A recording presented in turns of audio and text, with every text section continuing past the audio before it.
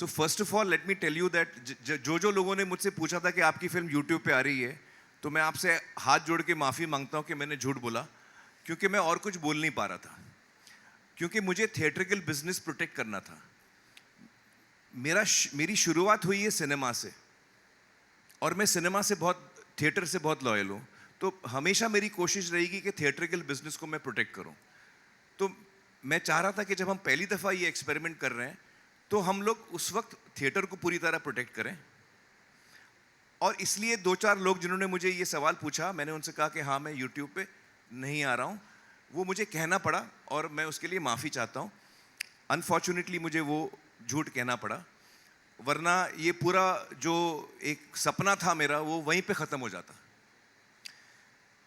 दूसरी चीज़, pay per view model और subscription model में ज़मीन आसमान का फ़र्क है। जब मैं 8 हफ्ते बाद सब्सक्रिप्शन मॉडल पे आता हूँ, तो जिसने सब्सक्रिप्शन लिया हुआ है जिस भी OTT का, वो मेरी फिल्म खरीद नहीं रहा है।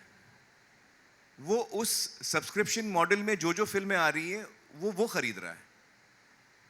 फिर 2-4-6 महीने बाद मेरी फिल्म आ जाती है, तो मेरी फिल्म उसको आ गई गलती से, उसको मन है देखने का, नहीं है देखने का, उससे कोई फर्क नहीं पड़ता। एक क्रिएटिव इंसान होने के नाते मैं 1000 कदम लूंगा अपनी ऑडियंस की तरफ, लेकिन मैं चाहता हूं कि मेरी ऑडियंस 1 कदम ले मेरी तरफ। तो जब हम सब्सक्रिप्शन मॉडल पे जाते हैं, तो हम आप मोरलेस फ्री दे रहे हो ऑडियंस को। ये वही मॉडल है जो थिएटर का मॉडल है। पेपर व्यू मॉडल थिएटर में भी वही चलता है, और आगे से यूट्यूब पे वही चलेगा। मैं चाहता हूं कि थिएटर का जो एक्सपीरियंस है वो बिल्कुल अलग एक्सपीरियंस है। आप 300, 400, 500 लोग साथ में बैठ के फिल्म देखते हैं, आप साथ में हंसते हैं, आप साथ में एंजॉय करते हैं, आप साथ में ताली मारते हैं, वहाँ पे एटमॉस साउंड होता है। वो एक पूरा अलग ही एक्सपीरियंस होता है, और ये एक अलग एक्सपीरियंस है। उस एक्सपीरियंस में एज एन ऑडियंस मुझे ज़्यादा अमेजमेंट हो सकती है। इस मॉडल में, जो यूट्यूब का मॉडल है, उसमें कन्वीनियंस ज़्यादा है। अगर मेरी तबीयत ठीक नहीं है, मेरे पैर फ्रैक्चर है, मैं 2 महीना घर से निकल नहीं पा रहा हूँ, मुझे कोई और तकलीफ है, तो मेरी फिल्म मिस हो जाती है, फिर मैं कैसे देखूँ? So this is to cover up that. तो मेरी फिल्म, जैसे आपको पता है, OTT चैनल्स पे या सब्सक्रिप्शन मॉडल पे नहीं आई है, और उसकी वजह ही ये थी कि मैंने ये प्लान किया था कि जब हम थिएटर से हमारा बिजनेस ख़त्म होगा, तब हम पेपर व्यू मॉडल पे आएंगे और यूट्यूब पे आएंगे। ये मेरी पहले से प्लानिंग थी। हाय, इसको लेकर। दिस सोहेल ऑफ जी, जी, नेशन जी। बॉलीवुड। या आपको और गुंजन को बहुत बहुत बधाई हो।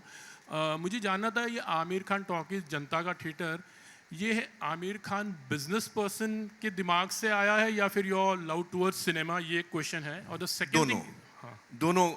मैं एक क्रिएटिव इंसान भी हूँ, और चूंकि मैं एक प्रोडक्शन हाउस संभालता हूँ, मुझे बिजनेस भी संभालना पड़ता है। तो अगर जो हम फिल्में बना रहे हैं, एक तो क्या है कि जब मैं सितारे ज़मीं पर भी कर रहा था, तो लोग मुझसे कह रहे थे कि आप सितारे ज़मीं पर क्यों कर रहे हैं, आप कोई एक्शन फिल्म करिए।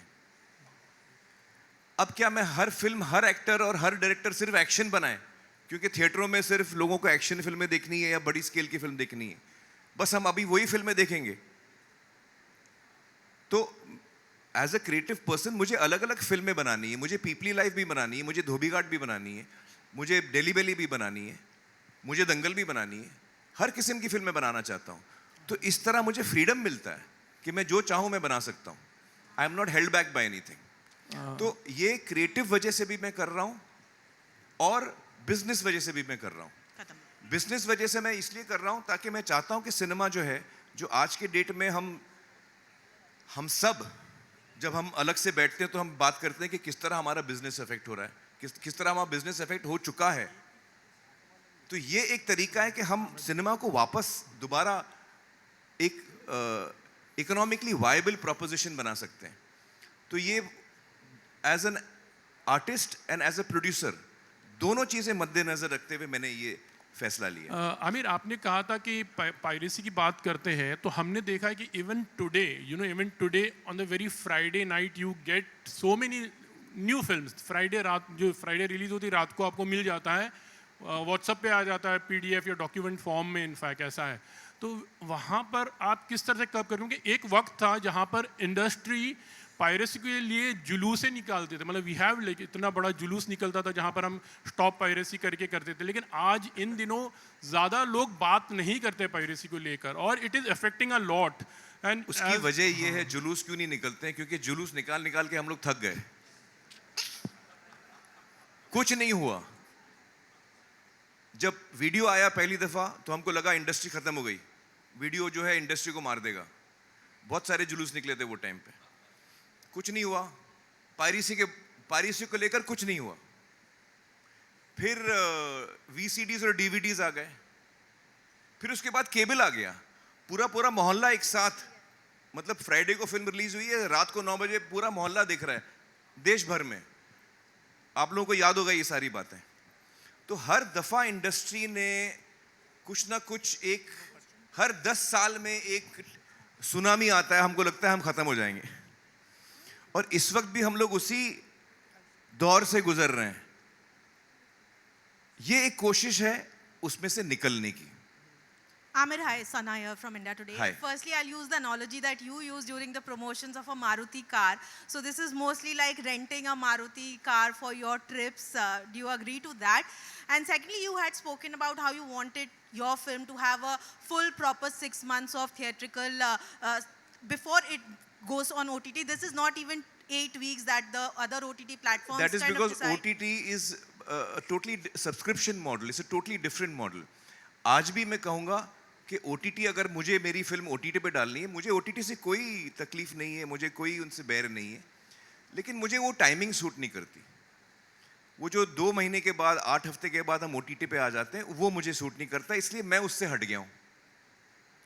मुझे नहीं लगता कि जो वीडियो ऑन डिमांड मॉडल है या पे पर व्यू मॉडल है, वो आपके थिएट्रिकल बिजनेस को अफेक्ट करेगा।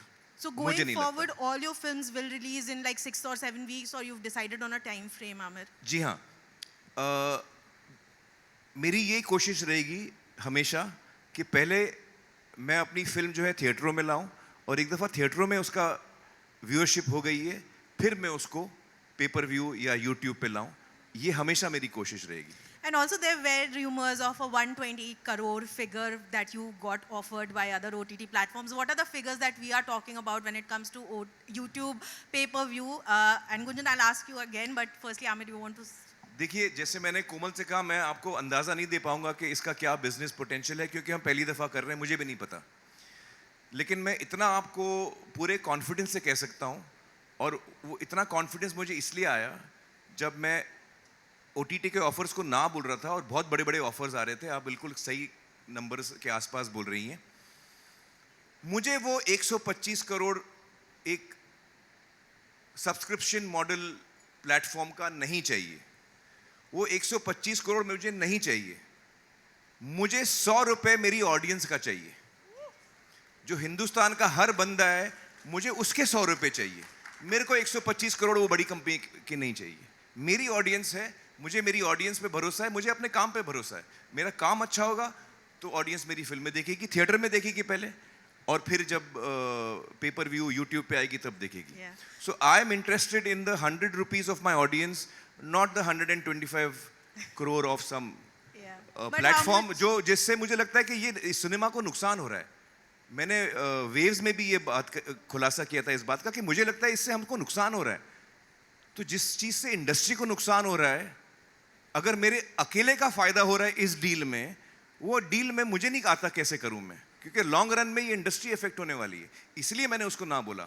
आज हम लोग इस मॉडल में कितना कमाएंगे मुझे नहीं पता, बिल्कुल नहीं पता मुझे।